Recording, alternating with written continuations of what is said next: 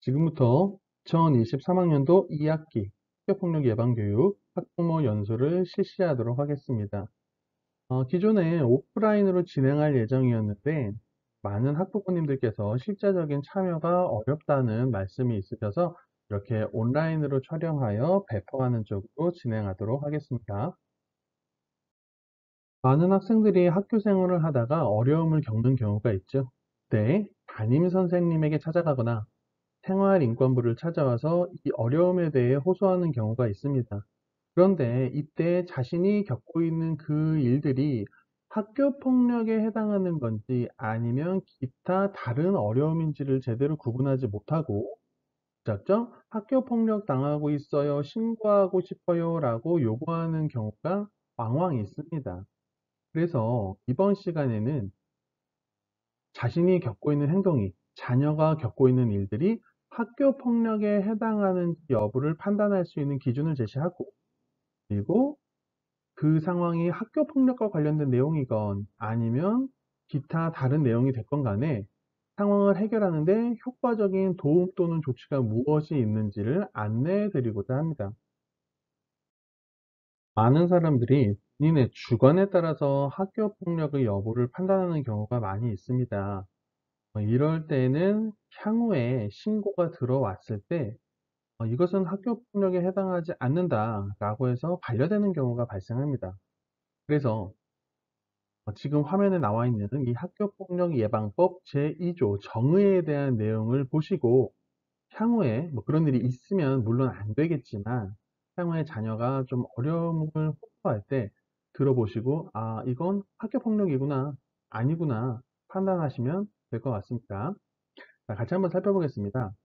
학교폭력이란 학교 내외에서 장소예요. 학교 아니건 학교 밖이건 그리고 오프라인이건 온라인이건 다 상관하지 않습니다. 구분하지 않고요. 학생을 대상으로 발생한 피해의 대상은 학생이어야 되는데요.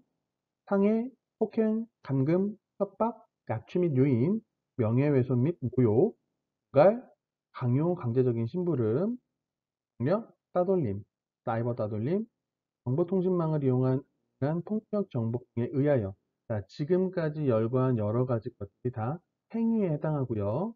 이를 통해서 신체, 정신 또는 재산상의 피해를 수방하는 행위. 이게 결과죠. 이 내용들이 모두 성립할 때 우리는 학교폭력이라고 이야기할 수 있겠습니다. 그리고 사람들마다 그 기준이 되게 모호해서 좀 설왕설래가 많은 게 따돌림인데요. 그래서 밑에서 따로 규정하고 있죠. 살펴보겠습니다. 따돌림이란 학교 내외에서 2명 이상의 학생들이 다수의 복수의 학생들을 이야기하는 거고요. 특정인이나 특정 집단의 학생들을 대상으로 지속적이거나 반복적으로 이게 중요한데 단순한 일회성의 우발적인 행위는 따돌림이라고 하지 않습니다. 어느 정도 유의미한 기간에 걸쳐서 의도성을 가지고 이루어지는 행위일 때 우리는 따돌림이라고 이야기할 수가 있는 것이죠. 신체적 또는 심리적 공격을 가해서 상대방이 고통을 느끼도록 하는 모든 행위, 이것이 따돌림입니다. 다시 한번 말씀드리지만 다수의 학생들이 어느 정도 유의미한 기간에 걸쳐서 의도성을 가지고 얘를 좀 배제한다 아니면 좀 고의적으로 괴롭힌다. 이렇게 했을 때 따돌림이 하는 겁니다. 밑에 보면 사이버 따돌림이라고 따로 있는데요. 이건 오프라인 공간에서 발생하는 따돌림을 이야기하는 겁니다. 그리고 이 사이버 따돌림은 아무래도 온라인에서 이루어지는 행위이다 보니 물리적인, 신체적인 이런 것은 발생할 수가 없지만 정신적인 고통, 심리적인 충격 이런 것은 앞서 말한 따돌림과 동일하게 적용이 되는 내용입니다. 자, 지금 화면에 나오는 이 표는 방금 전 정의에서 열거했었던 각종 행위의 유형에 대한 좀 더 구체적인 사례 설명입니다. 신체폭력, 언어폭력, 금품갈취, 강요, 따돌림, 폭력, 사이버 폭력. 자, 이 하나하나의 사례들에 대해서는 자녀분이 뭔가 어려움을 호소할 때 이 내용을 가지고 기준하셔서 이게 어느 유형에 해당하는구나, 이 사례가 학교폭력으로 인정될 수 있는 상황이구나를 판단하시면 됩니다. 그리고 학교폭력 신고가 들어오면 신고를 접수받은 교사는 반드시 해당 학생의 보호자에게 연락을 하게 되어 있는데요. 그 중에서도 성과 관련된 사안일 경우에는 반드시 의무적으로 경찰에도 이를 신고하게 되어 있습니다. 이것은 학교에서 근무하는 종사자들이 모두 신고 의무자에 해당해서 그런데요. 자, 여기서 한 가지 좀 알아두셔야 할 점은 그 사안이 진실이다, 아니다를 판단하기 이전에 이런 신고가 들어왔다는 것, 그 자체에 대해서 경찰에 신고를 하게 되어 있다는 겁니다. 저희가 진위 여부를 판단해서 내가 잘했습니다, 잘못했습니다, 이런 식으로 조사한 이후에 연락드리는 것이 아니라는 걸 반드시 알아두시길 바랍니다. 자, 제가 학교에서 학생들을 대상으로 학교폭력 예방 교육을 실시할 때 아이들에게 강조하는 지점은 바로 이것입니다. 단순한 나의 기분 나쁨을 이유로, 그리고 나 대신 부모님이나 선생님이 상대방을 혼내주길 바라는 마음으로 학교폭력 신고가 이루어져서는 안 됩니다.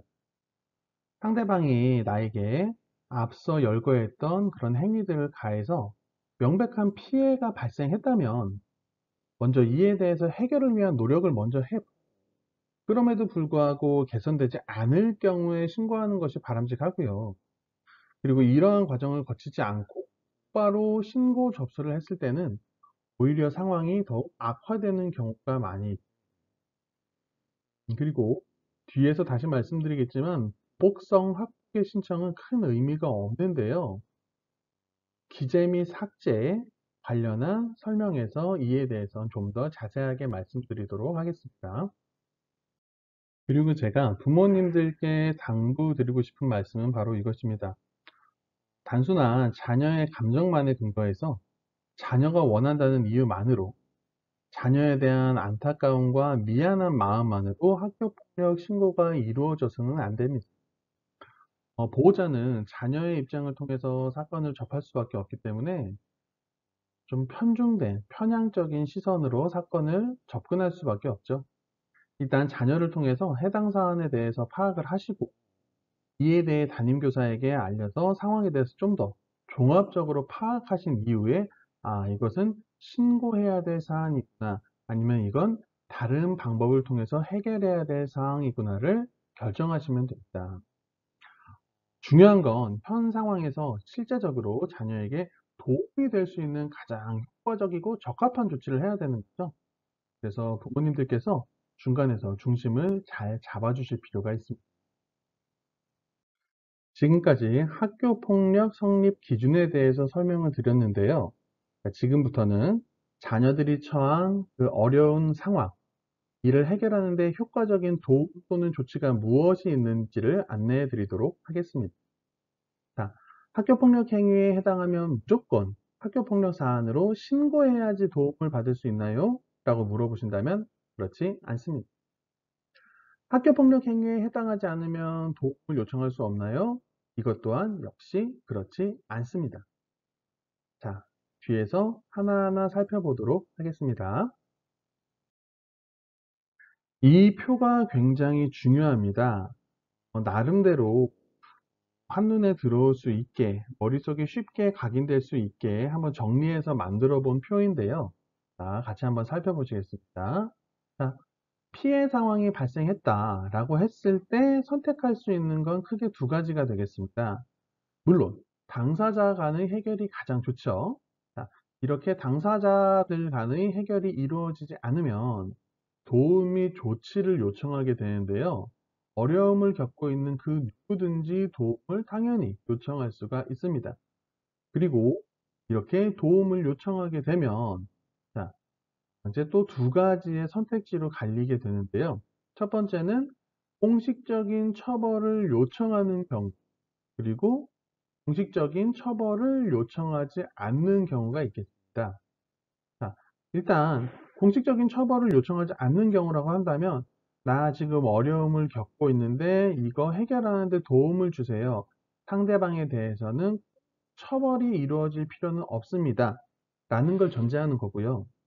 자, 공식 처벌을 요청한다라고 하는 것은 나 어려움을 겪고 있어요. 도와주세요. 해결하는데. 자, 그리고 나에게 괴로움을 가한 저 잘못한 상대방에 대해서 공식적인 처벌이 있었으면 좋겠습니다. 까지를 전제하는 거죠.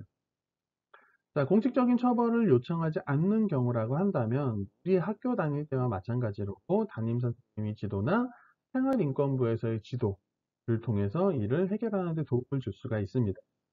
그리고 공식적인 처벌을 요청하는 경우라고 한다면 이 또한 두 가지로 나뉘게 되는데, 자, 첫 번째는 학교장 자체 해결, 그리고 두 번째는 교육청의 심의위원회 심의를 요청하는 것, 이렇게 두 가지가 있습니다. 그리고 우리가 학교폭력 신고라고 하는 것은 지금 가장 아래쪽에 있는 교육청 심의위원회 심의 요청을 이야기하는 겁니다. 학교장 자체 해결이라고 한다면 그 수위가 교내봉사 이하 처분까지만 가능하고요.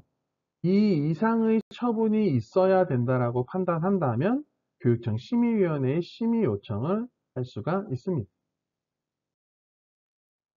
지금 화면에 보시는 내용이 학교폭력 신고가 들어왔을 때의 사안 처리 흐름도입니다.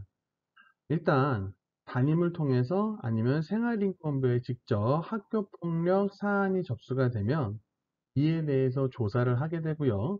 이 조사한 내용을 바탕으로 해서 학교 내에 설치된 전담기구라는 곳에서 심의를 하게 됩니다.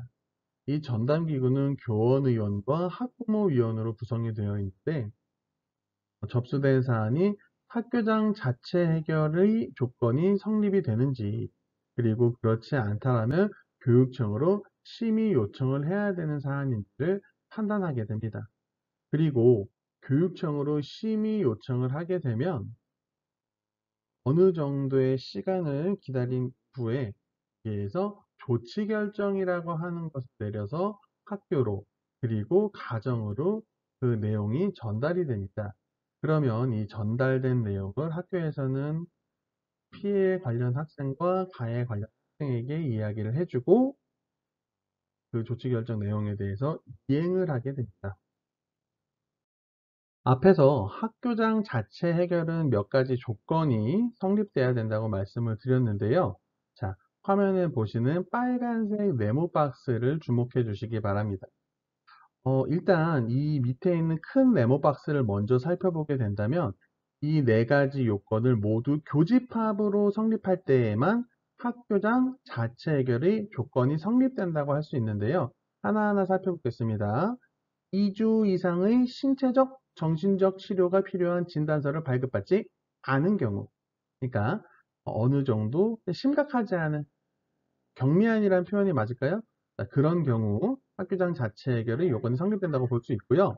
두 번째, 재산상의 피해가 없거나 즉각 복구된 경우, 그리고 세 번째, 학교 폭력이 지속적이지 않은 경우, 마지막 네 번째, 학교 폭력에 대한 신고, 진술, 자료 제공 등에 대한 보복행위가 아닌 경우.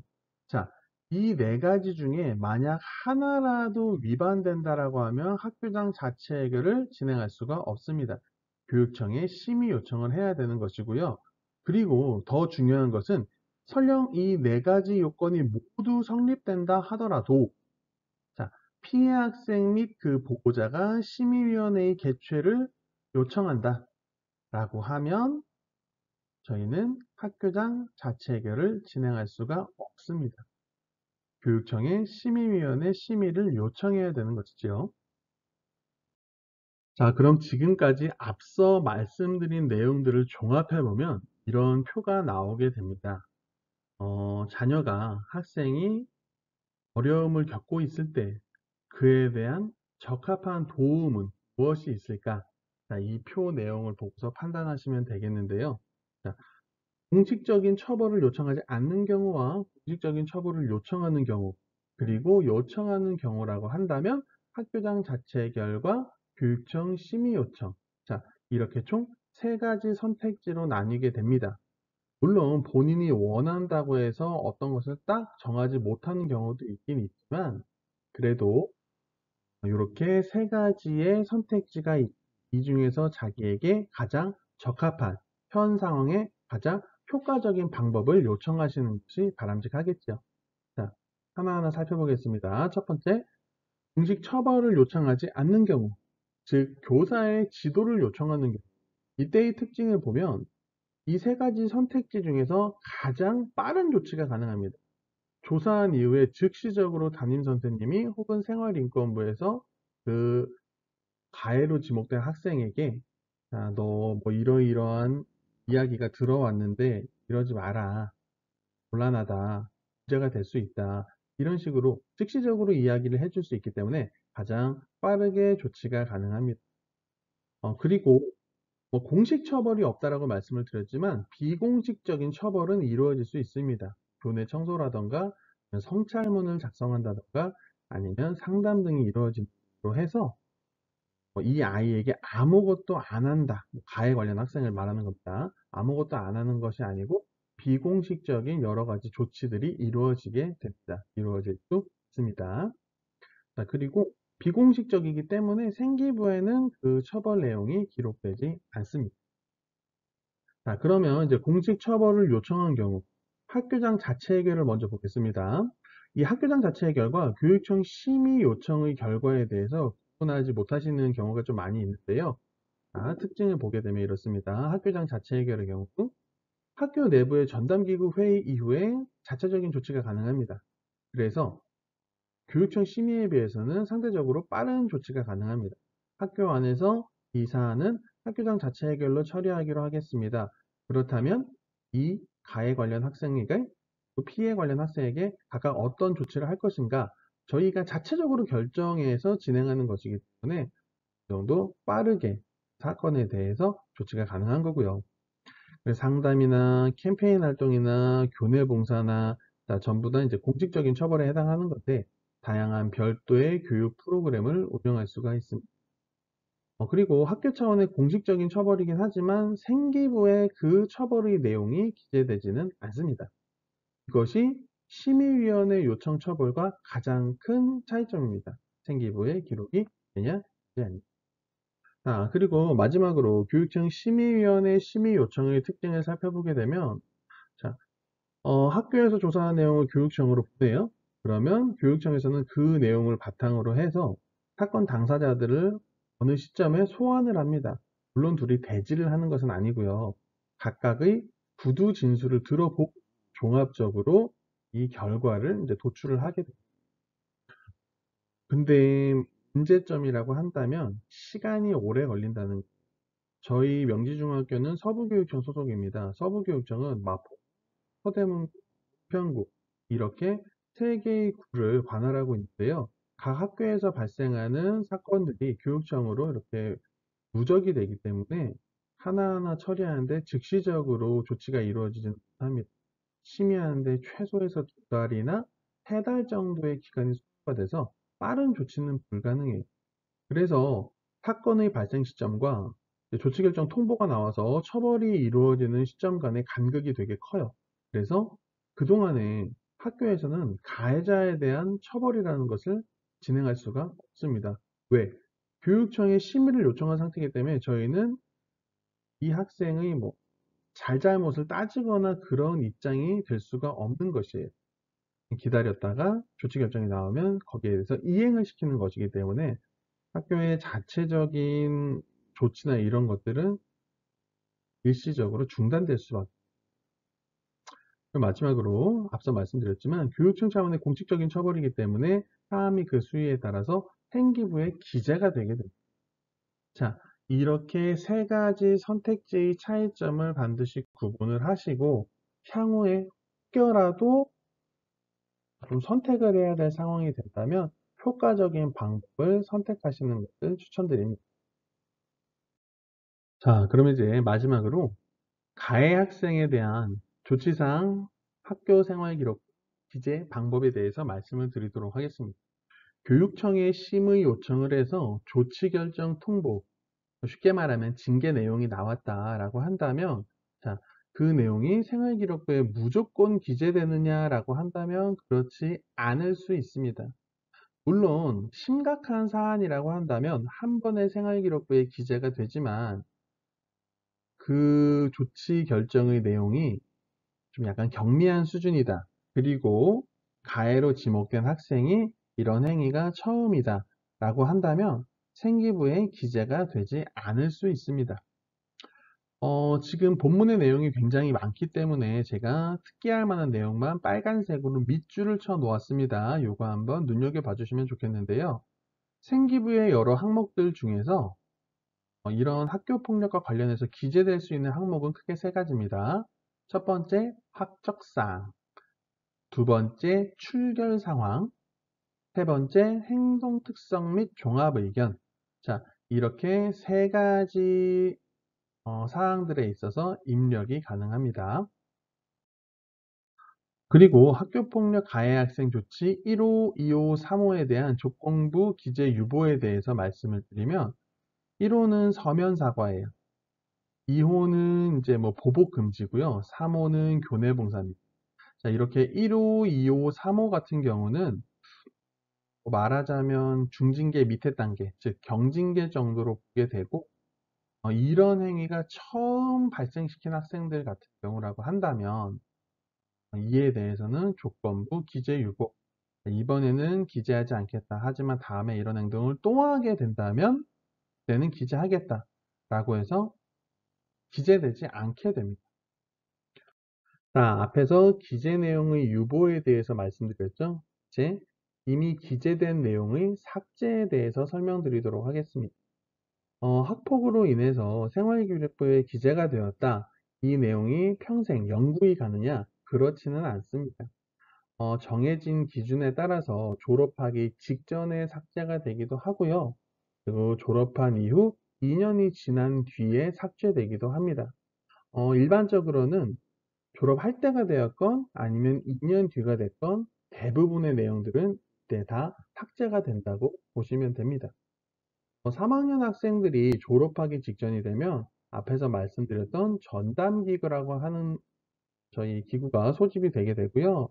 여기에서 졸업하는 학생들 중에서 생활기록부에 학폭이 기재된 케이스들 하나하나를 가지고서 그것을 지금 삭제해도 되느냐 아니면 남겨둘 것이냐 심의를 하게 됩니다. 사건을 일으킨 이후에 행동이 유의미하게 좀 변화된 학생들, 그리고 그 중에서도 요건에 맞는 학생들이라고 한다면 졸업 직전에 그 생기부 기재 내용을 삭제를 하게 됩니다. 그리고 말씀드린 대로 이 중에서 수위가 좀 높은 중징계들의 경우에는 졸업할 때 심의를 해도 삭제 못하고요. 2년이 지나게 되면 그때 자동으로 삭제를 하게 된다고 보시면 이 내용을 전부 설명드린 것이라고 볼 수 있겠습니다. 예, 지금 화면에 있는 내용이 교육청에 심의위원회를 요청했을 때 나올 수 있는 조치 결정의 내용들입니다. 1호부터 9호까지가 있는데요. 저희 중학교는 의무교육기관이기 때문에 9호는 나오지 않습니다. 즉, 1호부터 8호까지의 조치가 나올 수가 있고요. 자, 이 내용들이 생활기록부의 어느 영역에 기재가 되는가는 이쪽에서 안내가 되어 있습니다. 자, 삭제 시기를 본다라고 하면 저희가 1호, 2호, 3호, 7호 같은 경우에는 졸업과 동시에 삭제를 해야 되고요. 그리고 4호, 6호, 8호 같은 경우에는 졸업일로부터 2년 후에는 자동 삭제가 되는데, 만약 이 학생이 유의미한 행동 변화를 보였다라고 한다면 졸업 직전 전담기구에서 심의를 통해서 졸업 직전 삭제를 할 수 있게 됩니다. 지금까지 학교 폭력 성립 기준과 그리고 어려움을 겪고 있을 때 선택할 수 있는 선택지들, 그리고 조치 결정 통보가 내려졌을 때 나올 수 있는 징계의 여러 가지 수위들과 이 징계가 생활기록부의 어디에 기재가 되는지, 그리고 어떨 때 기재 유보가 되는지, 그리고 언제 삭제가 되는지에 대해서 말씀드렸습니다. 지금까지 있었던 이야기들을 바탕으로 해서 자녀가 어려움을 겪고 있을 경우에 이 자녀를 도와줄 수 있는 가장 효과적인 방법이 무엇인지를 부모님께서 선택하실 수가 있겠죠. 간혹 가다 오해하시는 분들이 있어서 다시 한번 좀 강조해서 말씀드리면, 학교에선 특정 의도를 가지고 가급적이면 학교 폭력 신고를 자제하세요, 이런 식으로 권유하지 않습니다. 자녀의 어려움을 해결할 수 있는데 가장 효과적인 조치를 선택하셔야 되고, 만약 그 효과적인 방법이 심의위원회의 심의 요청이라고 한다면, 교육청에 처벌을 요청하는 것이라고 한다면, 그렇게 반드시 조치를 하셔야 되는 겁니다. 다만 앞서 말씀드린 것처럼 이런 선택을 하였을 때 신고의 시점과 조치의 시점에 시간 텀이 많이 발생한다는, 이걸 염두에 두고 결정을 하시면 된다는 걸 다시 한번 좀 강조를. 그리고 교육청이 심의를 요청했을 때 내가 원하는 결과가 나오지 않을 수도 있다는 것 또한 반드시 염두에 두셔야겠습니다. 마지막으로 정리하며 마무리 짓겠습니다. 자녀가 문제 상황에 처해 있다면 스스로 해결을 위한 노력을 먼저 해보라고 독려해 주시고, 그리고 스스로 해결이 어려운 경우라고 한다면 학교에 있는 선생님께 혹은 생활인권부의 저에게 바로 도움을 요청하시면, 그 도움을 요청하실 때는 자녀와 부모님께서 원하는 방식이 무엇인지를 판단을 하시고 그것을 요청하시는 것이 효과적입니다. 즉시적인 조치, 그리고 공식적인 처벌은 굳이 필요하지 않다라고 한다면 교사의 지도 요청을, 그리고 좀 빠른 조치와 학교 차원의 공식 처벌을 원한다라고 하면 학교장 자체 해결을, 그리고 어느 정도의 기간이 걸린다 하더라도 교육청 차원의 공식적인 처벌을 원한다라고 하면 심의위원회의 심의 요청을 선택하시면. 감정적이고 복성적인 학교폭력 신고는 지양해야 합니다. 우리는 피해자가 될 수도 있지만 언제든 가해자로 지목이 될 수도 있기 때문에 이런 상황에서 항상 역지사지 자세를 가지고 상황을 판단할 필요가 있습니다. 하지만 사안이 심각하거나 그 정도가 너무 심해서 신고의 필요성이 필요하다면 반드시 학교폭력 신고를 해야 하고요. 이때는 학교로 신고를 하는 방법도 있지만 즉시 112나 117에 신고를 하는 방법도 있습니다. 특히 성과 관련된 것은 112나 117에 즉시 신고하시는 것을 강력하게 두서없이 이렇게 저렇게 이야기를 드리다 보니까 이제 내용이 다 마무리가 되었는데요. 공식적인 학부모 연수는 여기까지이지만 디테일한, 자녀가 지금 현재 실제로 어려움을 겪고 있다라고 한다면 언제든 저희 학교 생활인권부로 연락 주셔서 저 생활인권부장 이한재에게 상담을 요청하시면 제가 최대한 도움 드릴 수 있는 방법을 함께 강구해 보도록 하겠습니다. 이상으로 2023학년도 학교 예방 학부모 연수를 마치도록 하겠습니다. 들어주신 학부모님 감사합니다.